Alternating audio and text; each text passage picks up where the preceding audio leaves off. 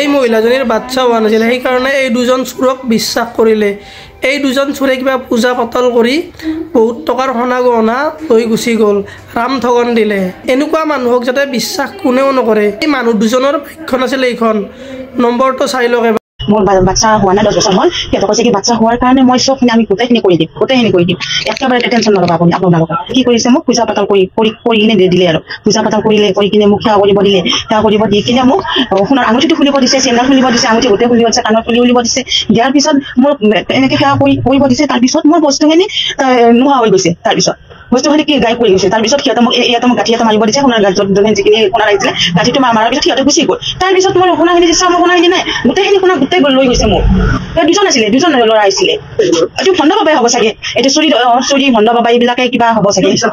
মই তাকেতো মই বিশ্বাস নকৰোঁ, তথাপিতো মই কিবা এটা আশাত আৰু মই ভাবিছোঁ মোৰ বাচ্চা এটা হ'লে আৰু মোৰে ভাল আৰু মোৰ সেইকাৰণে মই বিশ্বাসতে ল'লোঁ আৰু মই কথাটো আৰু সেইকাৰণে মই সেই বিশ্বাস কৰি কিনে সিহঁতে আৰু 2,000 টকাও নিছে সিহঁতে, মোৰ 2 লাখ মান টকাৰ ফোনেই নিছে সিহঁতে।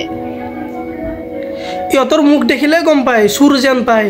দিন দুপৰীয়াতে চুৰ কৰি লৈ গ'ল। কিমান বেয়া লগা ঘটনা। মানুহজনে কিবা এটা আশাত এই পূজা পাতল কৰিছিল, ইহঁতক বিশ্বাস কৰিছিল, কিন্তু ইহঁতে বিশ্বাসঘাতক কৰিলে।